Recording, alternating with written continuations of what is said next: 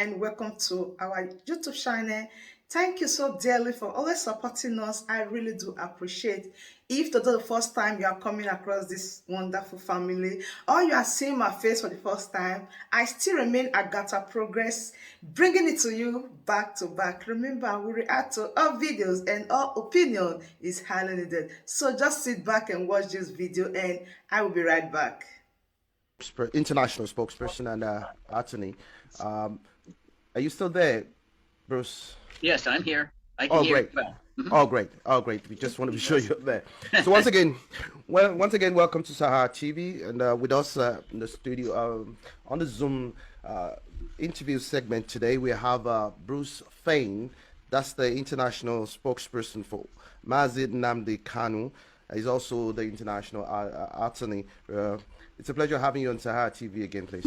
Well, thank you for inviting me. We're looking at the preview of the Mazi Nnamdi Kanu's trial. With us to look at this issue is Bruce Ifeanyi. He's international spokesperson and he's also the international attorney, counselor, so to say. It's a pleasure having you on Sahara TV, sir. Well, thank you for inviting me. The trial has been described as a farcical trial, a charade of monumental dimension that involved a litany of human rights violations. Bruce Ifeanyi, how will you describe Mazi Nnamdi Kanu's trial by the Nigerian government? Before I give a one-word description, let me give a little bit of background for the audience so they can make their own evaluation rather than just based upon my opinion. Last June, Nnamdi was visiting Kenya. He was kidnapped, tortured for many days, and subject to what's called extraordinary rendition to Abuja.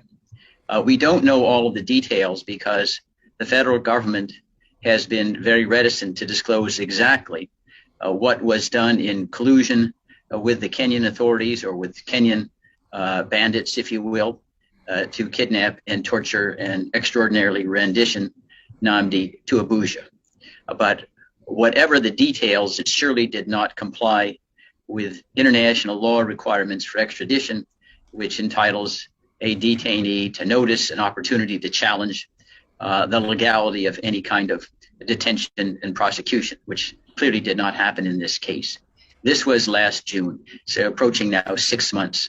Now, since that initial arrest and charges, there has not been a crumb of evidence introduced to substantiate any of the alleged so-called terrorism-relating charges against Nnamdi Kanu. The vast majority relate to broadcasts from London in UK on Radio Biafra. They were not broadcast from Nigeria. And the Nigerian Federal Criminal Code is relatively clear that for alleged crimes that occur outside of Nigeria, there's no jurisdiction to adjudicate those crimes in Nigeria itself, among other things. But this is last June. Now, since that time, there have been a couple of hearings held in which Nnamdi's lead counsel, Ifeanyi Ejiofor, and with assistance, has filed a motion to dismiss all of the charges based on the theory that they don't allege actual violations of criminal law. In fact, some of them allege no more than exercise of free speech and association. Let me give you just one example. One of the charges is that Nnamdi Kanu professed his adherence to the indigenous people of Biafra, Ipob. Ipob, about 4 years ago, September of 2017, uniquely in the whole world, was proscribed as a terrorist organization in an ex-party proceeding. Ex-party means Ipob was not given notice. The Attorney General went into court and said, President Buhari has told me that Ipob is a terrorist organization and so you need to proscribe it. And that was the beginning and end of the case. Now, despite lobbying by the Nigerian government, well-funded, to have other countries list Ipob as a terrorist organization, it has uniformly failed. This is 173 other countries. And indeed, there have been 5 human rights experts from the Human Rights Council of the United Nations that sits in Geneva, who wrote a letter to President Buhari in late 2020, stating they had examined the case against Ipob and were very concerned that there was no due process, that Nigeria seemed to treat the mere search for an independent sovereignty through a referendum by peaceful means was a terrorist act. And these human rights experts said, no, that's protected freedom of association. And indeed, these 5 experts asked President Buhari, you need to reconsider whether Ipob is a terrorist organization because your process seemed to have violated norms of international law. They asked President Buhari within 60 days to provide what evidence and what process was utilized to demonstrate that Ipob was a proscribed terrorist organization. That's 60 days. Now that's over a year has elapsed since that request. And President Buhari, Nigeria, has come up with nothing, zero, to justify the listing. And mere membership in Ipob under the current Nigerian system is a crime. It's a terrorism crime, even though the mission of Ipob is to secure an independence through peaceful means, referendum. This is speech and association protected by the International Covenant on Civil and Political Rights, and it's protected under the Nigerian Constitution if it was honestly honored. Well, that's just one example, I believe, of the kind of charges that are leveled against Nnamdi Kanu. Now, there has been a motion to dismiss all of the charges based upon the flaws in the pleading and the evidence. Additionally, one of the very most prominent sons throughout Nigeria, Femi Falana, has maintained quite persuasively that given the allegations of where the crimes occurred, the federal government has no authority to prosecute. These are within state jurisdictions, and no state attorney general, no state authority has filed any charges against Nnamdi Kanu. There was a hearing scheduled last November 10th to decide and address the issues that are presented in the motion to dismiss. But they were canceled, postponed in part because the government, again, in violation of international law, refused me access to the courtroom. I had not engaged in any disruptive activity. I'm one of Nnamdi Kanu's counsel of choice. And international law, including, again, the Nigerian Constitution, protects the defendant's right to have counsel of his choice. And at that hearing, there was a postponement, an adjournment, if you will, to January 18th. And that's the current schedule for hearing the motion. So January 18th is not the trial date. It's not to entertain evidence and witnesses that would purport to show some kind of criminality on Mr. Kanu's part. It's simply to decide whether there's anything sufficient, even in these threadbare allegations, that justify going to trial. You also took a swipe at the judge, and you actually pointed out the fact that the judge is not immune from criminal prosecution. And Justice Binta Yako, he's been working in collusion with the DSS and the FG to punish MNK as a political prisoner. Could you expatiate on that? Yes. First of all, you are absolutely correct that under international law, criminal law, judges are not immune if they become participants in what is a clear travesty of justice. As an example, there were multiple Nazi judges who enforced Adolf Hitler's Nuremberg laws that were flagrantly discriminatory and illegitimately applied to Jews. And they were prosecuted after World War II for crimes against humanity. And the International Criminal Court has jurisdiction over individuals acting under color of foreign law, including judges, who then lend themselves to complicity in crimes against humanity. And one of the ways in which you can do that is to disguise what is no more than a trumped up kangaroo court as somehow due process. And the judge clearly is vulnerable to investigation and prosecution if the evidence is forthcoming showing that she's working hand in hand with DSS, as opposed to doing what a judge is supposed to do: act impartially, act independently, act based solely on the judgment of someone learned in the law in examining allegations, the facts, and the law, and coming to a conclusion on that basis.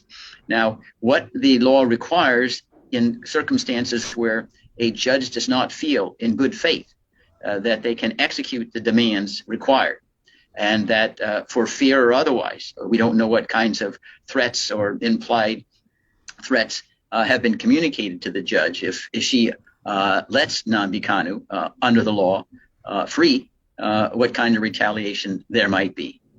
But if there is that fear of retaliation and it's impossible to make a judgment on the merits, then the law requires resignation and moving so there's not direct complicity in this violation of human rights.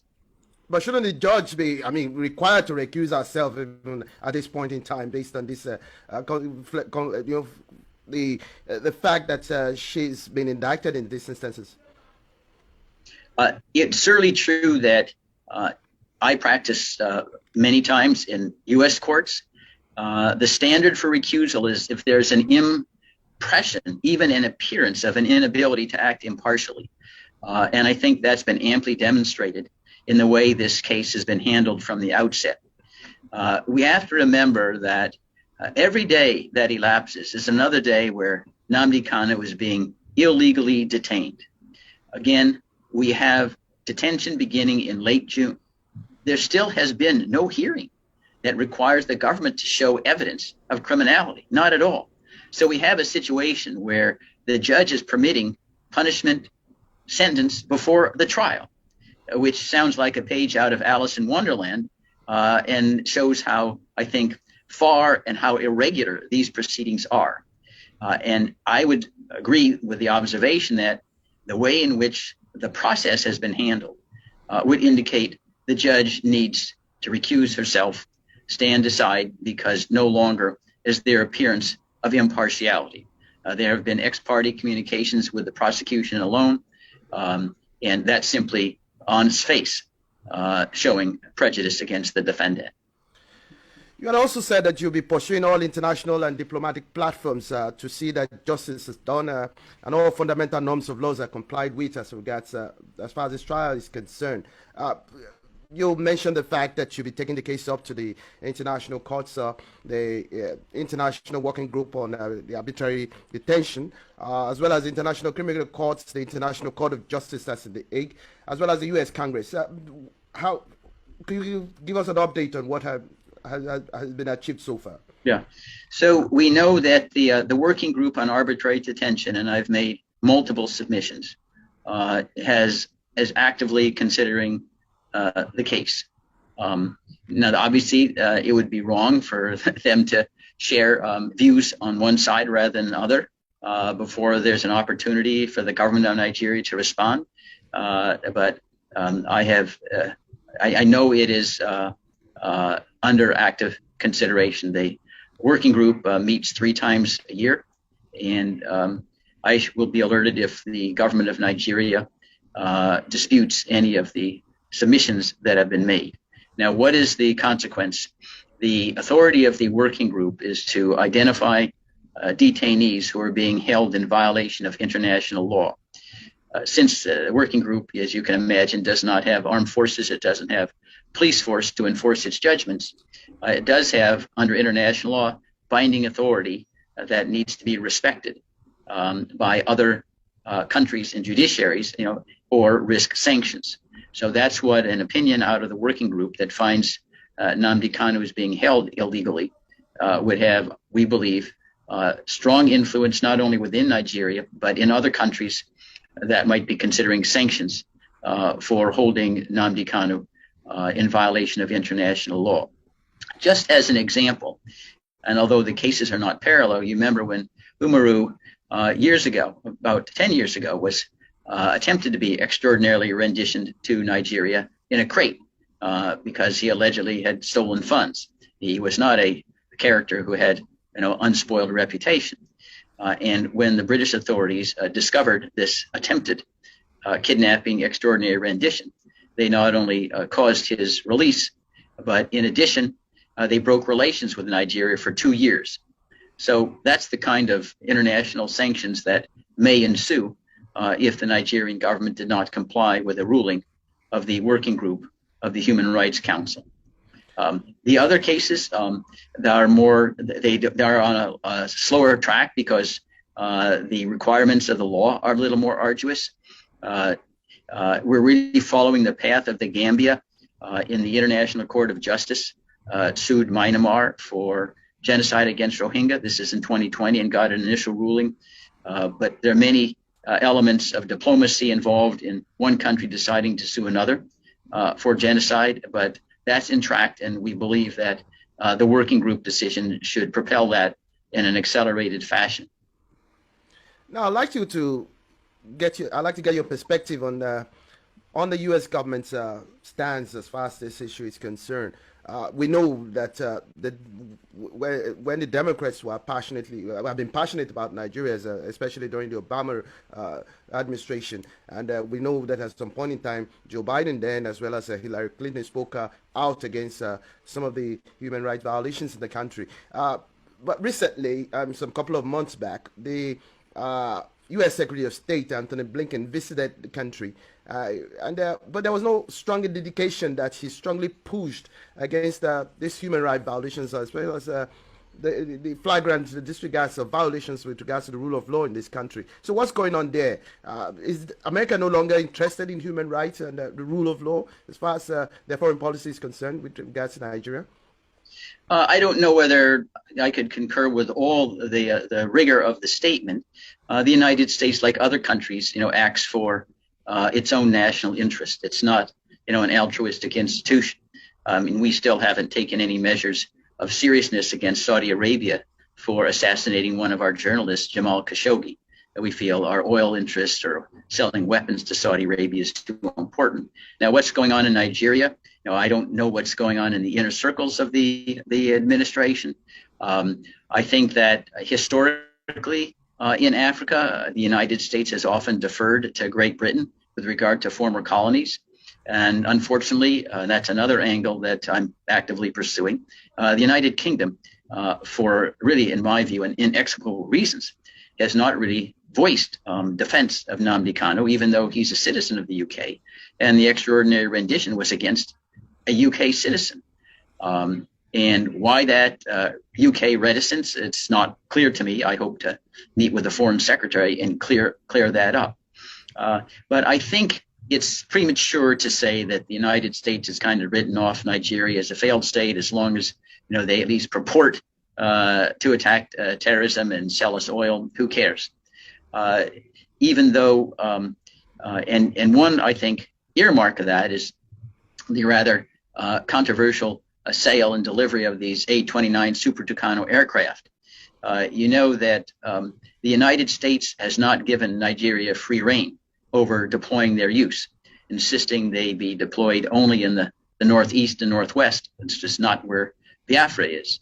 And we think that's because the administration doesn't trust the Nigerian government to use it, against so-called terrorist groups. And that's why the supervision persists. So I think that we have a situation where the Biden administration doesn't really have a complete, game plan.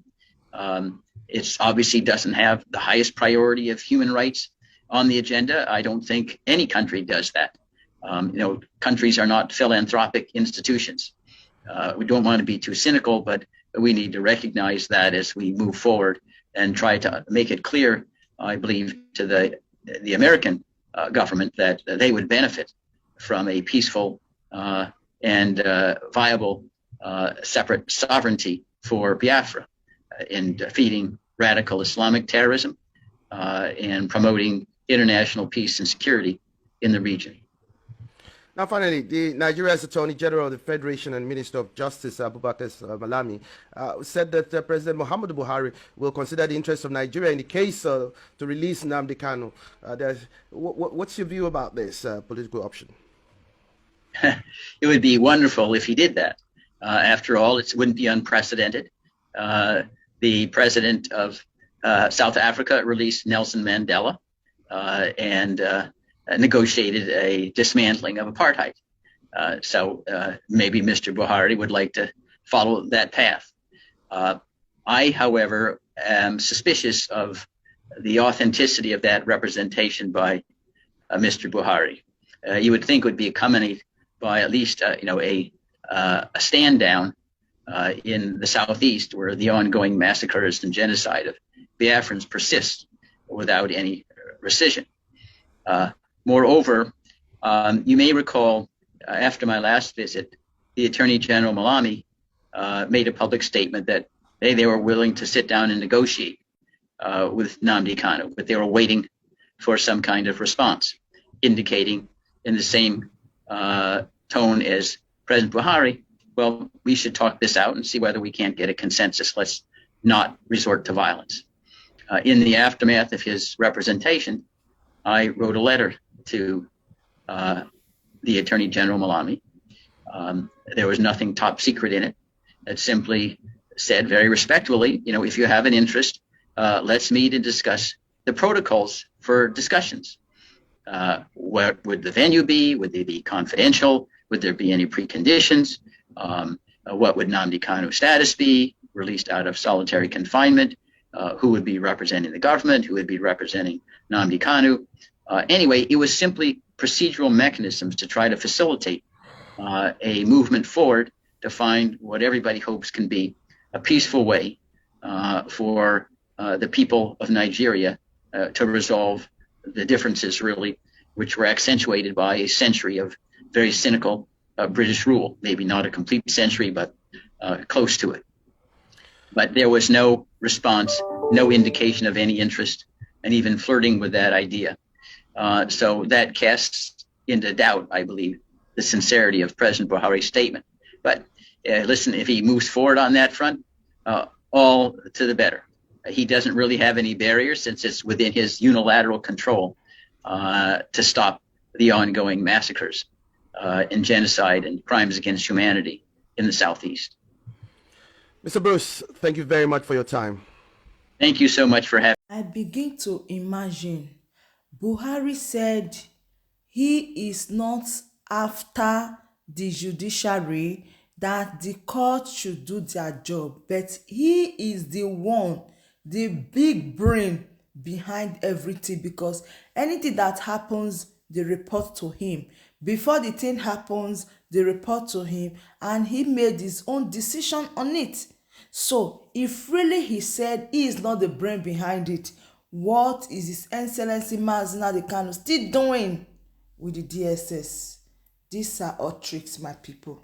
My word, that brings us to the end of this beautiful update. Do wait to like this video, share and subscribe. The best thing for you to do is to join this family by smashing on that red subscribe button that says subscribe, and turn on the bell icon for more latest updates. See you when I see you. From me to you, I say bye.